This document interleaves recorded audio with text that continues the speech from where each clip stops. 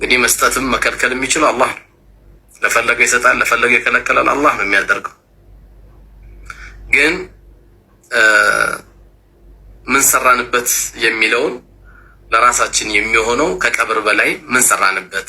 ጭንቀቶች ሲመጡ፣ ሐሳቦች ሲመጡ፣ ሲቸግሩን፣ ስንጨነቅ የፈረጃችን መድኃኒት ያው የዚህ አይነት መልካም ስራ ነው። እኛም እንግዲህ ብንኖር ከኛ በላይ የኖሩ ከኛ በላይ አስገራሚ እድሜ የኖሩ የኑህ ህዝቦች የሚባሉ 950 ዓመት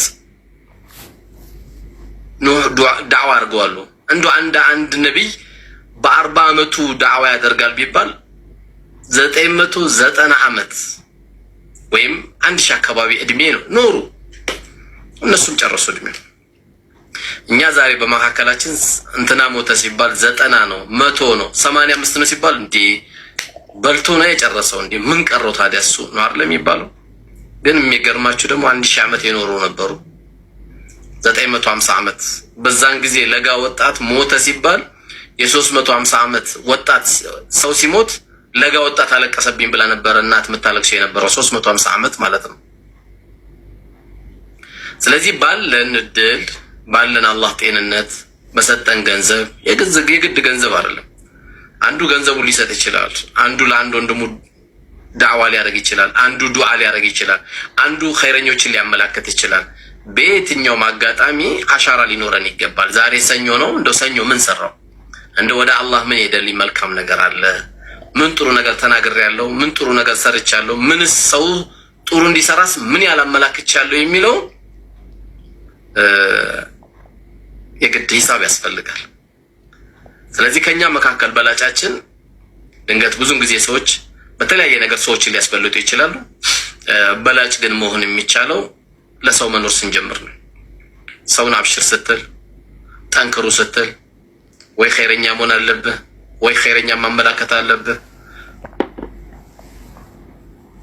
ይሄ ሁሉ ደግሞ ካቃተም ኸይረኛ የሆኑ ሰዎችንም አለመንካት ራሱ እሱም ኸይር ነው።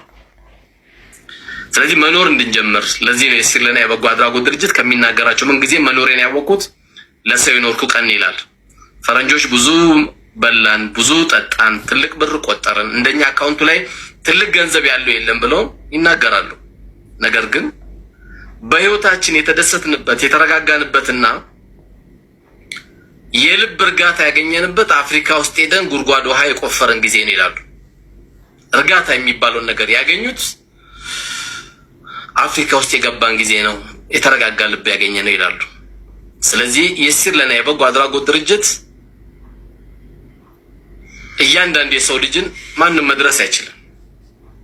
ከተባበርን በየከተማችን በየሰፈራችን በየገጠሩ ከመጣን ከሰራን ብዙ ሰዎችን እንባ መጥረግ ይቻላል። የብዙ ሰዎችን ፍላጎቶችን መሸፈን ይቻላል።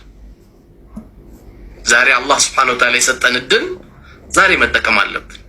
ስለዚህ ጥቅምትን ለየሲር ለና ብላ እህት ሀቢባ መልእክት ታስተላልፈላችሁ ትልቁ መርሳት የሌለብን እምትመጡት የሲር ለና ለመርዳት ሳይሆን እምትመጡት በዋናነት ለምንድን ነው እኔስ ባለውበት ቦታ የዚህ አይነት ስራ ማልጀምረው እማልከፍተው? አካባቢ ብዙ አለ። የኢትዮጵያ ኑሮ ሁላችንም እናውቀዋለን። ከጊዜ ወደ ጊዜ ሰው ኑሮ በጣም እየከበደው ያለበት ነው። ተቋም ደግሞ ወሳኝ ነው። መጣ የምትነፍስበት፣ መጣ አይዟችሁ የምትልበት፣ መጣ ያላትን ሐሳብ ስለ ልጆቿ የምትናገርበት ተቋም ያስፈልጋል። ይህ ተቋም እንግዲህ ለመመስረት 100 መሆን አይጠበቅብንም፣ 50 መሆን አይጠበቅብንም። 3 ሰዎች በየሰፈራችሁ ጊዜ ተሰጥቶ ለሆነ መደበሪያ ለሆነ ነገር መሸሸጊያ ለሆነ ጊዜ ብቻ የምንፈልግ ከሆነ እሱ አያስኬድም። መስራት ያለብን ጊዜያችንን ሰጠን ኢንሻአላህ አስተምረን ለጥሩ ደረጃ አድርሰን ለነፍሱ ለቤተሰቡ ለአገሩ የሚጠቅምበትን ሂደት ለመስራት ዛሬ ሁላችን ስለዚህ መኖርን መጀመር አለብን። አላህ ሚለን ጀነትን ያዘጋጀው ለማን ነው? من عمل صالحا من ذكر أو أنثى وهو مؤمن فلنحيينه حياة طيبة ከወንድም ይሁን ከሴት መልካም ስራንን የሰራ ሰው በዱንያ የተረጋጋን ህይወት እናኖረዋለን ይላል። ሰዎች መረጋጋት የሚችሉት መልካም ስራ ላይ ሲያሳልፉ ነው። በተለይ ዛሬ ባለንበት ሀገራችን ኢትዮጵያ ከምናደርጋቸው ረጅም ዳዕዋዎች ተግባራዊ ዳዕዋ ሰው ይፈልጋል። ልብ ውስጥ የሚገባ ዳዕዋ ሰዎች ይፈልጋሉ። ይህን ነገር ደግሞ ለማድረግ ጊዜ ሳንሰጥ መስራትም አለብን። ድንገት አላህ ስብሐነሁ ወተዓላ ይህን ስራ ስንጀምር ይሆናል የሆነ የተጨነቅንበት የተጠበብንበት ነገር ይለውጥልናል ብለን ምናስበው እና የሲር ለና ጋር አብራችሁ በመቆም የሲር ለና ቤተሰብ በመሆን ማመላከት፣ ማጠናከር፣ ማበረታታት፣ ማረም፣ ይሄን አስተካክሉ ብላችሁ መሄድ ከምንም በላይ የኛው ኃላፊነት ነው። ላንቺ ላንተ ተብሎ የሚተው አይደለም። ይሄ ትልቅ ጥሪ ነው።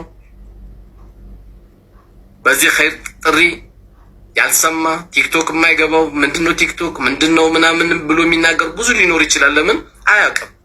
የተለያዩ ሰዎችን በመንገር የቲምን እንባ ማበስ፣ የተሰበረ ልብ መጠገን፣ ሀጃ ያለበት ሰው አብሽር ብሎ መሸኘት ወላሂ ከዚህ የበለጠ ስራ የለም።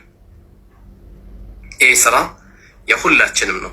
ዛሬ ስራ ነው፣ ነገ ሽልማት ስለሆነ ስለዚህ አላህ ከወንድም ይሁን ከሴት መልካም ስራን የሰሩ ሰዎች ትክክለኛ ሙእሚን ሆነው መልካምን የሰሩ ሰዎች ትክክለኛ የሆነ ሐያት መረጋጋትን ሰኪና የሚባሉ መረጋጋት የሚባለው ነገር በጣም እንፈልገው በጣም እንከጅለው ትልቁ ነገር ነው። ሰዎች ጥሩ በልተውም አይረጋጉም። ሳያስቡ ዲፕሬሽን ውስጥ ይገባሉ። የመኖራችን ደግሞ ትልቁ ዋስትና ለሰዎች መኖር ስንጀምር ነው። ለሰዎች ማኖር ከሆነ ያ ሁሉ ሰሃቦች ያሳለፉት ትክክለኛ ታላቅ ህይወት ሜዳ ላይ አውርደውታል።